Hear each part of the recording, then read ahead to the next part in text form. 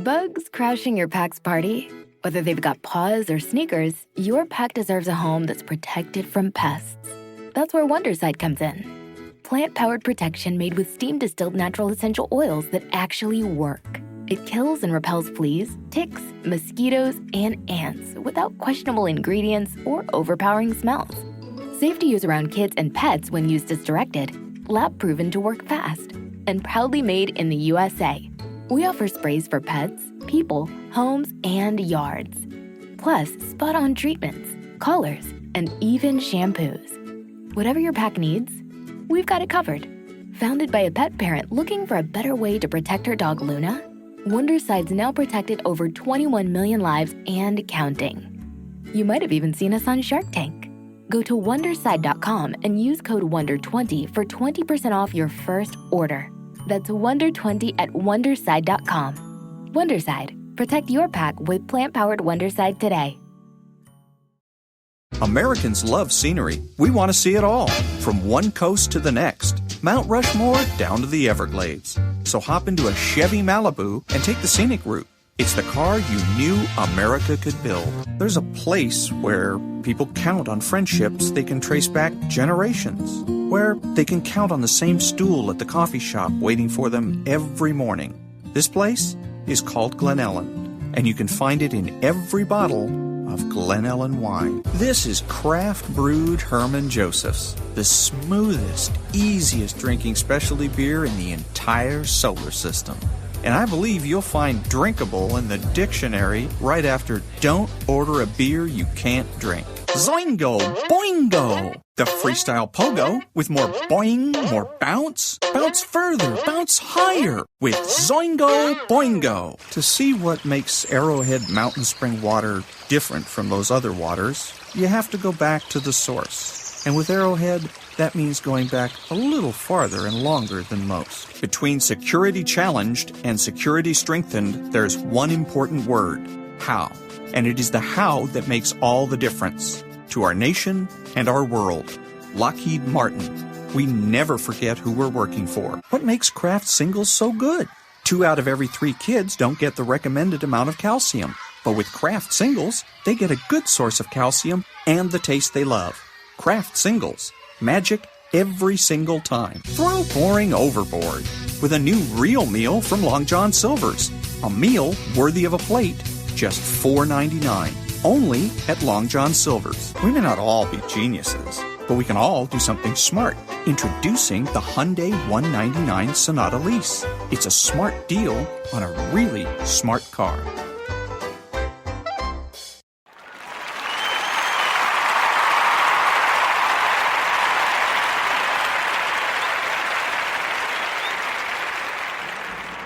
If you want to stop world hunger, stop sending them food. Don't send these people another bite, folks. You want to send them something? You want to help? Send them U-Hauls. Send them U-Hauls, some luggage, and send them a guy out there that goes, hey, we've been driving out here every day with your food for like the last, 30, 40 years. And we were driving out here a day across the desert, and it occurred to us there wouldn't be world hunger if you people would live where the food is!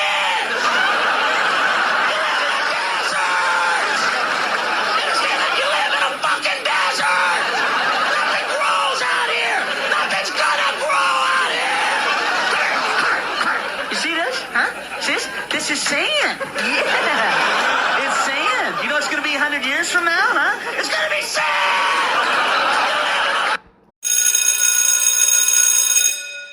Good morning. It's Thursday, Jordan Peterson Thursday, September the 25th, and this is The True Conservative. Welcome to all the butchers, bakers, and candlestick makers out there.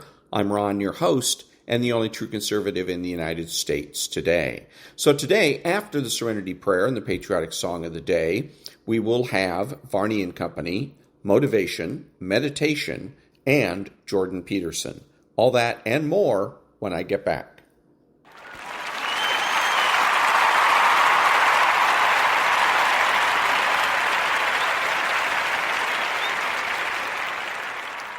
God, grant me the serenity to accept the things I should not change, the courage to change the things I should, and the wisdom to know the difference. Amen.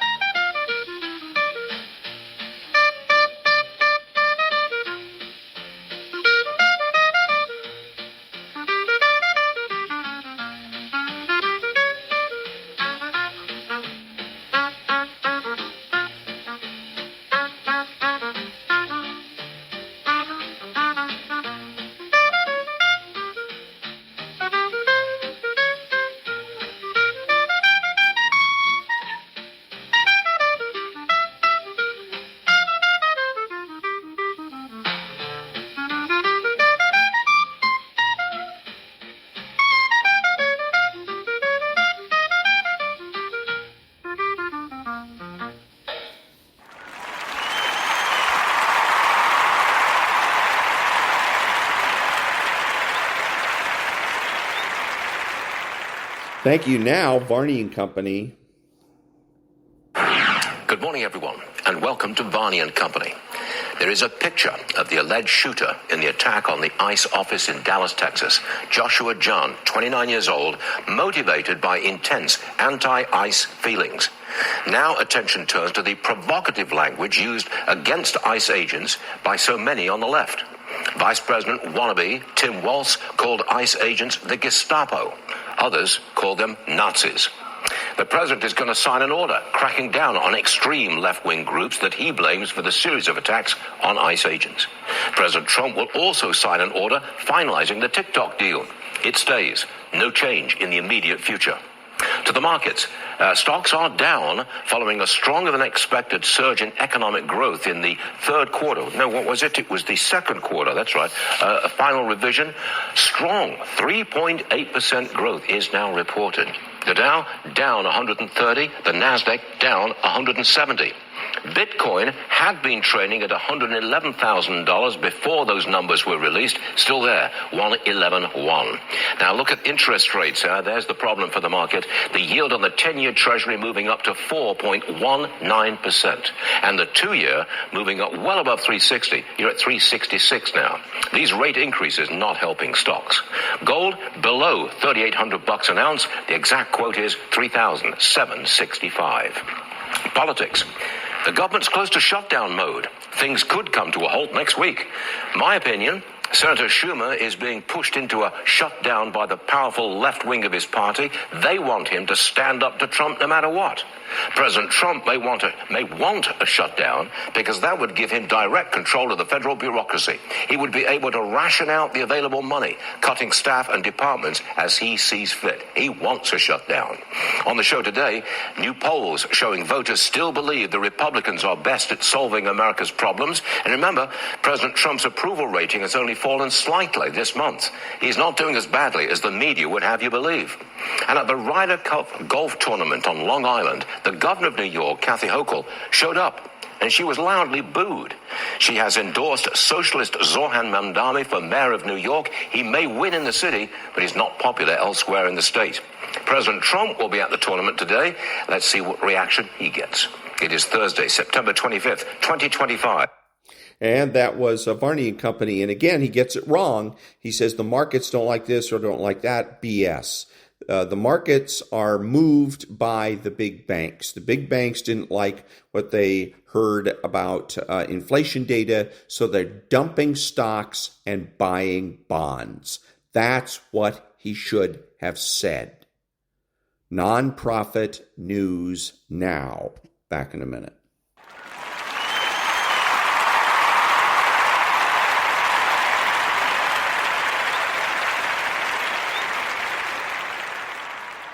Thank you. So the Palestine state thing, where there's countries that are wanting to recognize Palestine as a country or a state, that's what's best for Israel. It seems counterintuitive, but it's true. And I've said it before.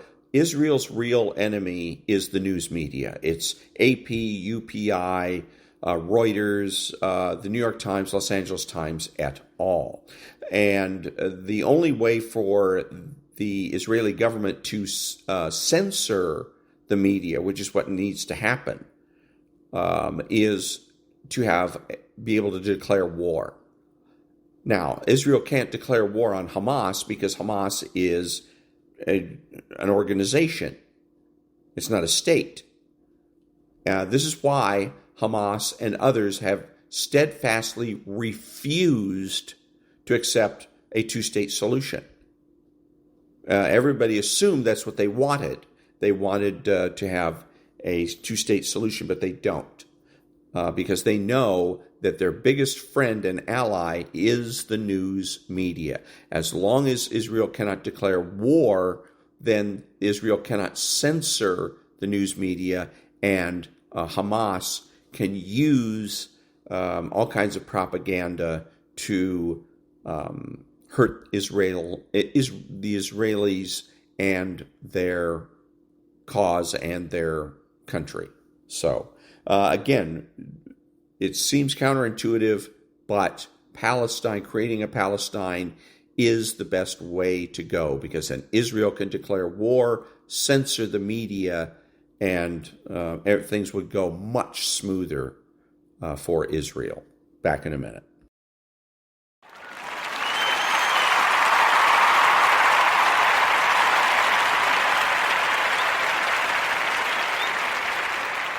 Thank you. I'm listening to John Cobell, and he played a segment of in which J.D. Vance is making a speech about the violence in the country, and which, anyways, I'll get to that later. But he says that, and a reporter asked him, "Aren't there crazy people on both sides?"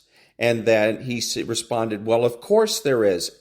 Bad idea." When somebody, you got to remember, every person in the media that's talking to you is acting in bad faith. They're not asking because they want to inform the public. They're promoting a political point of view. So when they're asking you this question, you have to ask yourself, what are they doing? They're attempting to water everything down. What they're trying to do is tar Republicans with the same brush. They're trying to say that all the killers are not necessarily Democrat, but Republican too. And he should have challenged that. He should have said, wait a minute, where are the Republican crazies? How many Republicans tried to assassinate Joe Biden? How many Republicans have tried to assassinate Hillary Clinton? How many Republicans have tried to assassinate Chuck Schumer, etc.? The person that took a shot at the ICE agency was a liberal. The person that tried to murder Donald Trump was a liberal. The person that murdered Charlie Kirk was a liberal. That's all there is to it. So if you think that there's crazies on the Republican side, name them. Point them out. I'd like to see them.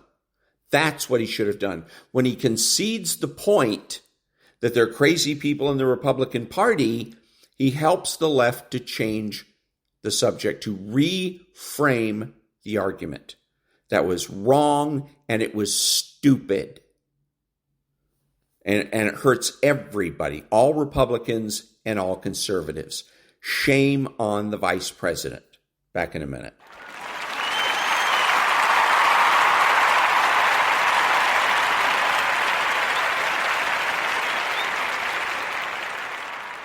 Thank you, and now a little bit of motivation. When challenges and issues come back to back to back to back, and it seems like something is after me, something is attacking me, something is attacking my journey, a setback is a setup for the greatest blessings of all times. How you handle rejection determines whether you will be successful in life. Do you know what rejection does to self-esteem? Do you understand how personal this is?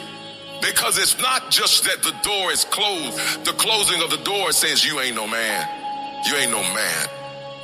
You ain't nothing. And this is a crisis, and it brings up every negative thing that has ever been said about you in your whole life. When crises strike in your life, and in the Chinese language, crises mean danger, but it also means opportunity. You get to make a choice. Is failure going to break you, or is failure going to make you? You get to decide. Failure doesn't. It's not in falling that makes us failures. It's in not getting up that makes us failures. And you get to decide if you get up or you don't get up. Stay the course. You listening? Stay the course. Get off the pity potty. Stop running around here feeling sorry for yourself, like you're the victim. Be more responsible for your choices. You're not a victim. You're a victor. And the only thing stands between your success, the only thing stands from you doing what you know you've been called to do. The only thing is you. Nobody can stop you. You're the only person that can stop you. So stop talking like a victim. Stop thinking like a victim. Stop acting like a victim. And walk into your destiny. Walk into your destiny, bruh. Walk into it. You've got to learn how to become resourceful. You've got to learn how to become creative. Things are going to get harder. Things are going to get tougher. It's the way life works. So what you need to do is you need to get harder and you need to get tougher. All you do is you fall down, get back up again, fall down, get back up again, fall down, get back up again. That's how you win. We're going to take setbacks. We're going to take some defeats from time to time in our lives. And when that happens, what that actually does, or what that actually should do, is make your vision clear. Make your mission clear. It's the mindset. And if you change your mindset is important because we cannot solve our problems with the same thinking we use to create them. You better change the way you think. All you need to do is change your thinking and you change your world. You don't need to change anything else. The difference between the weak and the strong is that when the strong have no more left, they fight. The weak, they quit, they give up, they give in, they surrender, they retreat, and there's nothing weak about you. His life is relentless. You better keep coming back from all your failures, all your doubts, all your You better keep fighting, keep getting up.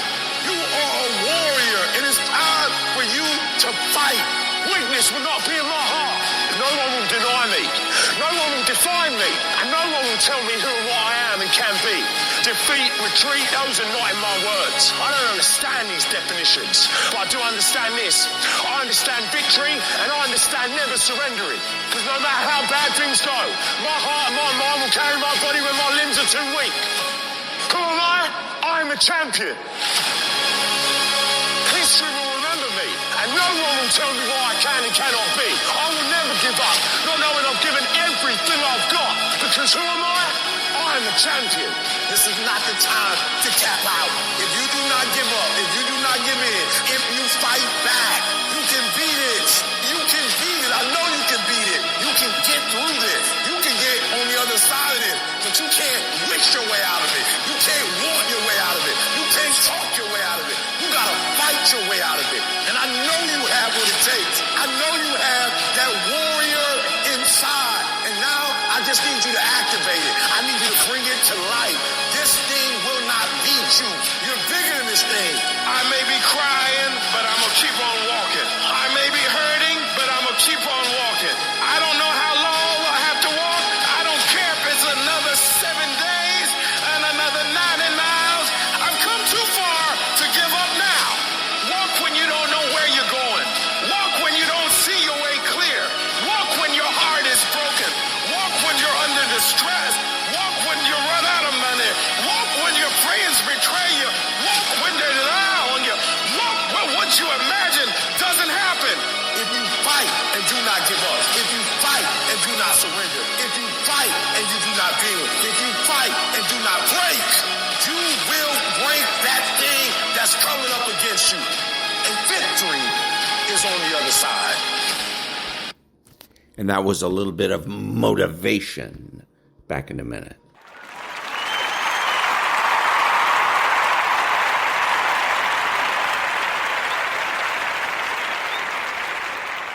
Thank you. Now a little bit of meditation.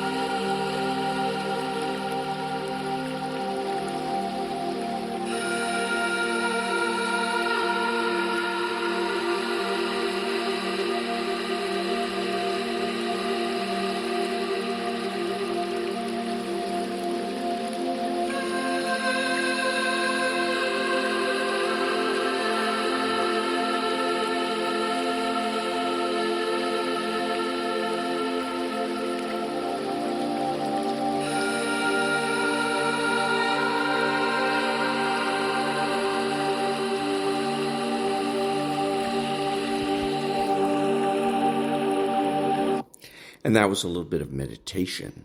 Back in a minute.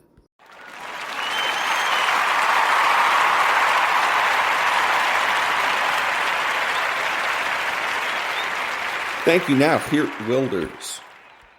Ik heb het antwoord net gegeven. De collega krijgt gewoon precies hetzelfde antwoord. Mijn verantwoordelijkheid is niet naar de NCTV. Mijn verantwoordelijkheid is naar mijn kiezer. 2,5 miljoen mensen die mij hier hebben neergezet. Ik zeg overal en altijd dat het op democratische wijze moet gebeuren.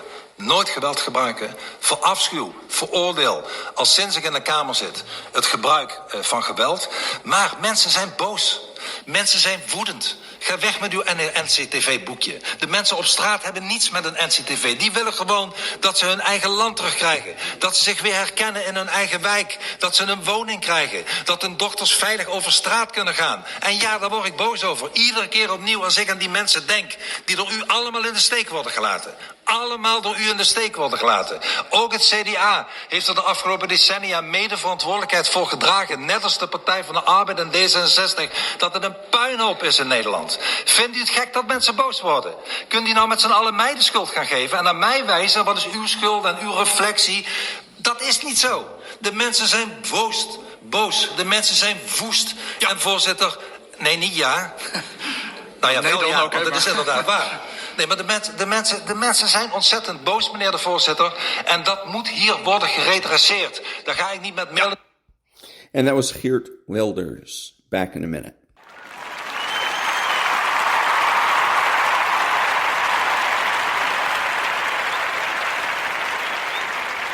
Thank you. And now, GBN. The Falklands War veteran, the hero Simon Weston. Simon, a pleasure to have your company. Here we go again. They want to get their mitts on the Falkland Islands, islands which you put your life in grave peril defending. What's your opinion on this latest land grab?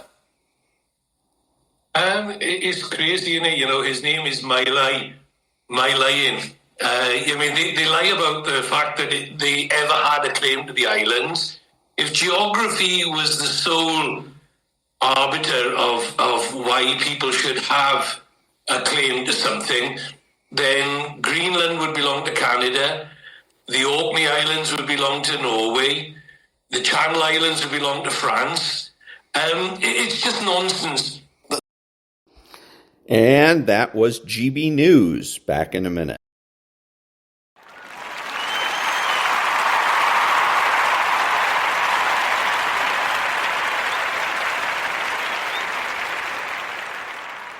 Thank you now, Jordan Peterson.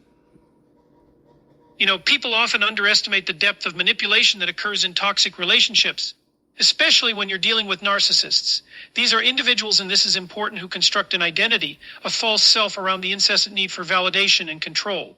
And so when you finally decide to go no contact, which is one of the most powerful boundaries a person can assert, the narcissist doesn't simply disappear into the background like a villain at the end of a fairy tale. No, they begin to hope, but not in the way you or I would think about hope. They hope you'll crack, that your resolve will falter, that the silence will torment you more than it torments them, and that you'll return not stronger but weaker. Submissive, because here's the truth, a narcissist doesn't miss you, they miss their control over you. And when you go no contact, you shatter that illusion. You threaten the entire foundation of their identity, and they will cling desperately to the fantasy that you'll return to playing your role in their pathological script. So today, let's break that down. Let's look clearly and precisely at what a narcissist actually hopes for when you cut them off, and more importantly, how understanding these hopes is the key to dismantling their power for good. When you finally go no contact with a narcissist, one of the first things they quietly hope for, though they'll never admit it, is that guilt will begin to eat at you. Not because they think they did anything wrong. No, quite the opposite. They genuinely believe they were justified in their actions. But they know you. They've studied you. They've observed your values, your sense of morality, your tendency to reflect, to take responsibility even when the blame wasn't entirely yours. And so they bank on that guilt, your guilt, as their potential ticket back into your life. You see, narcissists rarely take accountability. In fact, they often rewrite reality to fit a version of events where they are either the hero or the victim. And when you remove yourself from their story, when you step away without drama, without explanation, without fanfare, it disrupts their narrative. It forces them into a psychological position. They loathe powerlessness, so they rely on emotional residue. They depend on the aftershocks of your empathy to do the work for them. This is where guilt becomes a weapon, subtle but incredibly shows them They want you to replay every conversation, every argument, every moment of tension, and second-guess yourself. They hope you'll wonder if you were too harsh, too sudden, too cold. They hope you'll remember that one time they were vulnerable or that moment they said something that seemed sincere and begin to doubt whether you've misunderstood them completely. They know that if they can haunt your conscience, they don't need to call.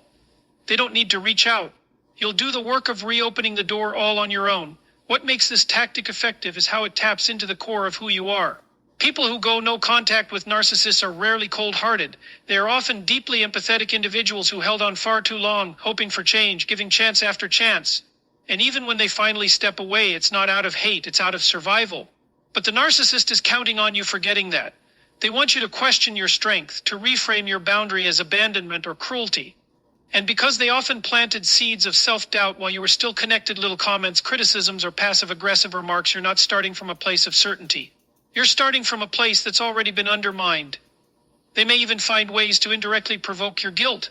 Perhaps they post cryptic messages online, or they let mutual friends know how hurt they are, how confused they feel. They might say they never expected you to cut them off like that, subtly painting themselves as the one who was wrong. But these actions are not expressions of true hurt. They are strategic performances meant to trigger a reaction. Because if they can't get your attention through direct control, they'll settle for controlling your inner dialogue. If you're thinking about them, if you're wondering whether you were too severe, then in their mind, they still have you. What's crucial to understand is that guilt in the hands of a narcissist is not just an emotion. They turn it into a hook. And they hope that hook will eventually pull you back in. They hope it will override your clarity, your pain, your healing. Because if guilt wins, then they win. When you go no contact with a narcissist, one of the most unsettling things they will do is go completely silent. And at first glance, it may look like indifference or even acceptance, as though they've simply moved on. But that silence isn't peace, it's a calculated maneuver.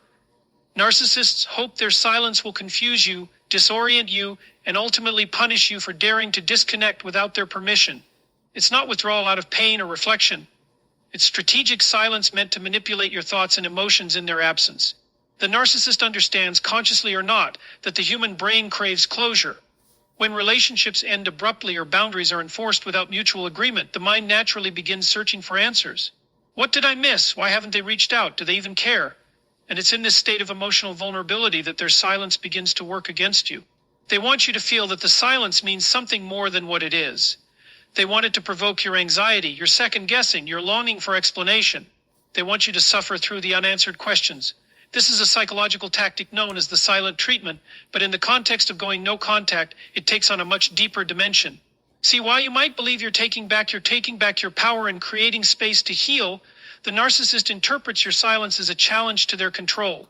And rather than fight for you in a healthy or honest way, they retaliate in the most passively aggressive way they know. Complete emotional withdrawal. Not because they're moving on, but because they're hoping you can't.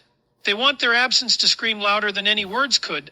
They want it to feel like rejection, like punishment, like abandonment. And if they've studied you well, they'll know that you're someone who struggles with unresolved emotions, someone who seeks understanding and tends to overthink.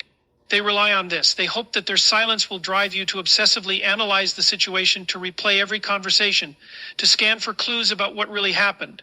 They want you caught in a loop of wondering while they say absolutely nothing. In many cases, this silence is paired with subtle signals that they are watching you from a distance. A viewed story, a like on an old post, a message left unread. These mixed signals amplify the confusion. It makes you wonder if they're suffering too, if they're waiting for you to make the first move. And that ambiguity is the trap. They never clarify their intentions because clarity would give you power. Confusion keeps you off balance. Silence becomes a performance of power. It's their way of saying, I don't need you even when they do. It's an attempt to reverse the emotional pressure. They want you to feel like you're the one who is being ignored. The cruel irony is that while you may be experiencing emotional turmoil from the lack of contact, the narcissist interprets that distress as evidence that they still matter, that their influence still lingers. They see your confusion as a form of supply validation, that they still occupy space in your mind. It's not about missing you or learning a lesson. It's about withholding presence as punishment. They know that uncertainty breeds anxiety, and that anxiety often leads people to break their own boundaries just for a sliver of relief. That's the goal, to wear you down silently until you're the one who reaches out, not because you want to reconnect, but because you're desperate to end the confusion. When you go no contact with a narcissist, one of the strongest hopes they carry is that you'll be the one to break the boundary first. Not them, not openly. They may not reach out, call, or message, not because they've moved on, but because they want you to. They want you to be the one who caves under the weight of silence, guilt, or confusion, because if you reach out even once, they regain control of the narrative. They can frame your action as proof that you're still emotionally dependent on them. They don't just hope you'll break no contact, they expect it. And when you don't, it threatens the very foundation of their fragile ego. Narcissists view boundaries as insults, personal offenses. When you enforce no contact, they don't see it as a mature decision to protect your peace. They see it as rejection, humiliation, a direct challenge to their sense of dominance. And narcissists are not built to tolerate that kind of wound to their pride. But rather than address the situation head-on like a healthy adult, they retreat into passive tactics. They often wait it out, pretending to be unbothered while quietly anticipating your breakdown. They've likely tested your boundaries many times before, perhaps in smaller ways, pushing your limits emotionally, gaslighting you, guilt-tripping you, or violating your privacy. And if you've ever bent in the past, even a little, they'll remember that. They'll bank on it. They know that even a temporary moment of weakness can be exploited. They don't need a grand return. Just a single text, a single slip. Anything that signals the door is even slightly open again. In this scenario, the narcissist often positions themselves as the one with restraint. They may say nothing, do nothing, make no effort to contact you, not because they're mature or respectful, but because they want to flip the emotional power dynamic. If you break the silence first, they get to pretend they held the moral high ground.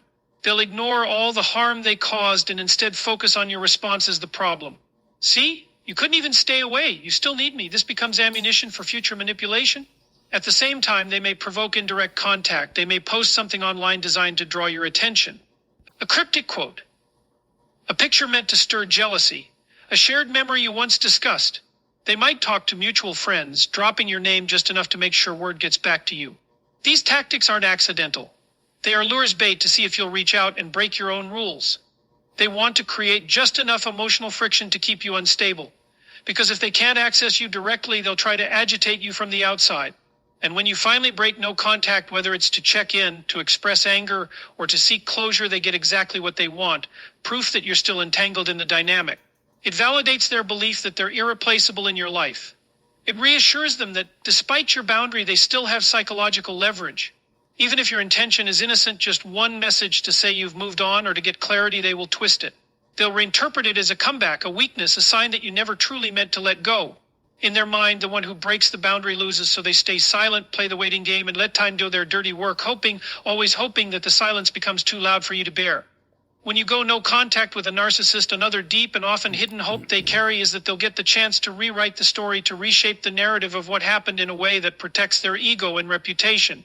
Narcissists don't just want to be seen as right, they need to be. Their identity is constructed on the fragile foundation of being admired, envied, or pitied, but never held accountable. When you walk away and cut all communication, you strip them of the opportunity to control your perception of them. So they shift their focus. If they can't control your perspective anymore, they'll do everything in their power to control how others see what happened between you. This is one of the more insidious aspects of their mindset. They understand often instinctively that silence from you creates a vacuum, and they rush to fill that vacuum with their version of events. They may start planting seeds with mutual friends, co-workers, or even family members. They might suggest that you were unstable, overly emotional, unforgiving, or even abusive. Not with direct accusations, of course. They prefer the subtle, manipulative route. Phrases like, I don't know what happened, they just changed, or I really tried, but they cut me off with no explanation, are designed to make them seem like the victim and you like the irrational one. They want to appear calm, composed, and mature in the aftermath of the relationship's breakdown. The irony is that the more devastating their actions were behind closed doors, the more polished and charming they become in public. It's damage control in disguise. Because if they can't make you look bad to your face, they'll do it behind your back quietly, methodically, and always with a tone of concern that masks their true intentions. What they're really doing is reclaiming control. They hope to manage the story so effectively that by the time you speak up, or if you ever choose to, people already have a fixed image of you in their minds. It's a psychological preemptive strike. They know that most people are uncomfortable with the idea of someone they admire being abusive or manipulative, so they get ahead of the truth. They fill in the blanks with half-truths, distortions, or outright lies.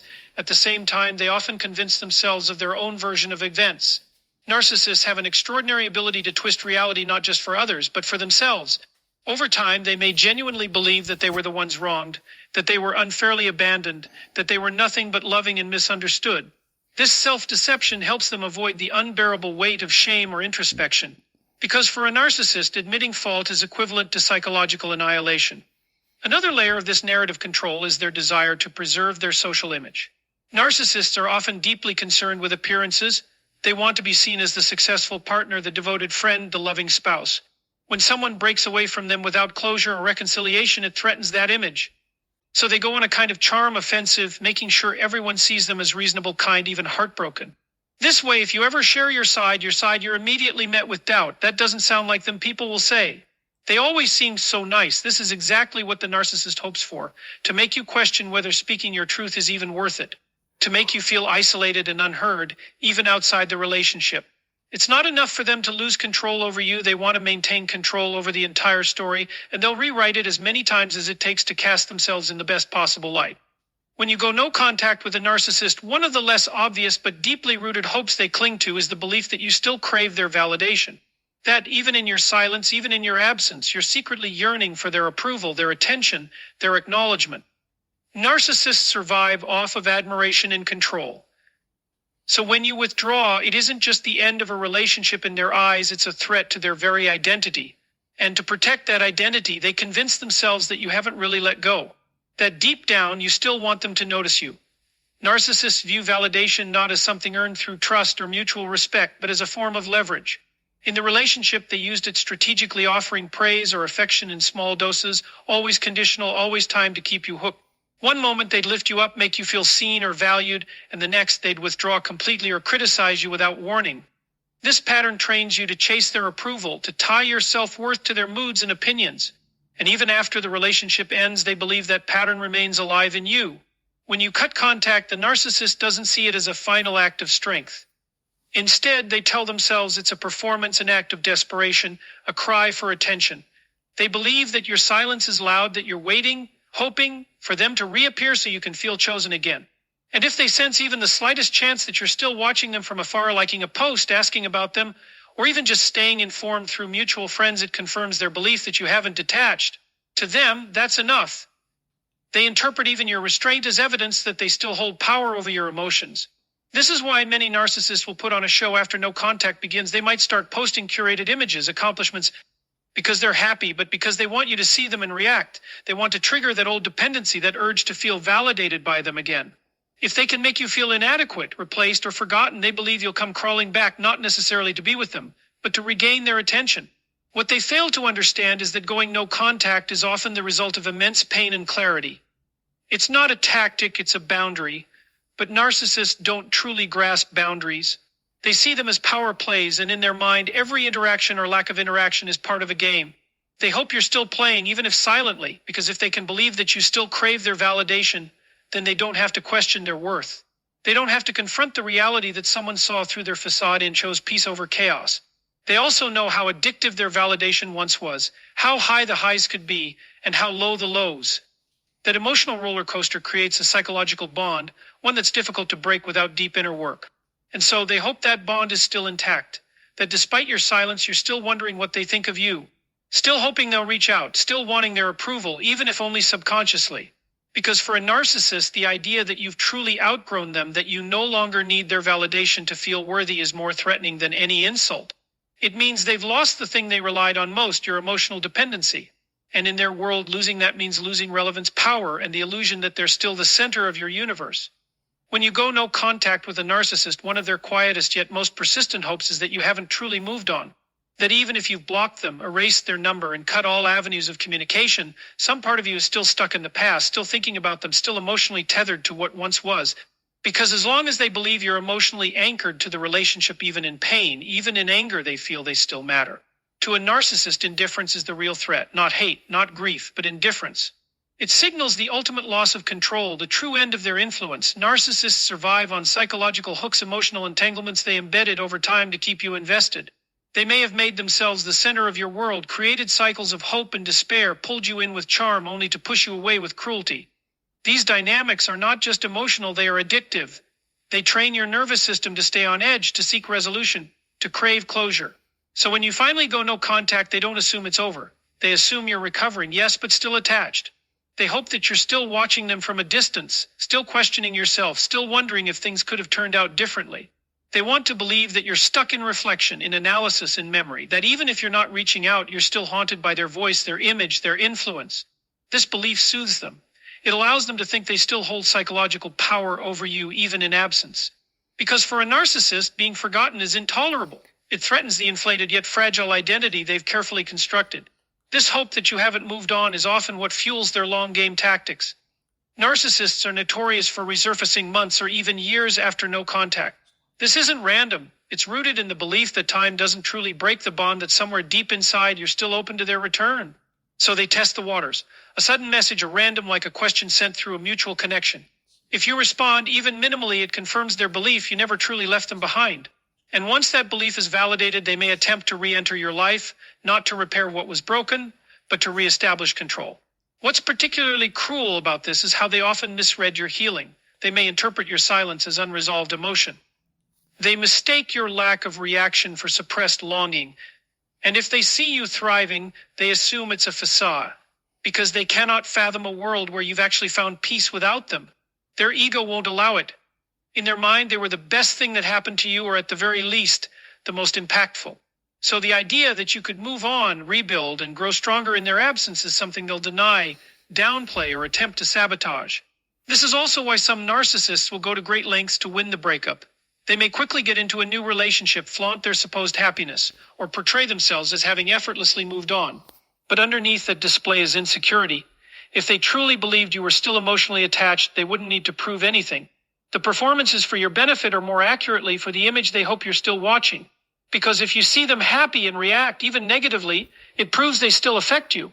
They're not looking for you to reach out with love or regret. They're satisfied with resentment, curiosity, even silence, as long as they believe it's emotionally charged. Because to a narcissist, any feeling is better than no feeling. Any trace of attention is a reminder that they still occupy space in your world. What they fear most is being irrelevant, erased, or worst of all, unimportant. And that was Jordan Peterson. Back in a minute.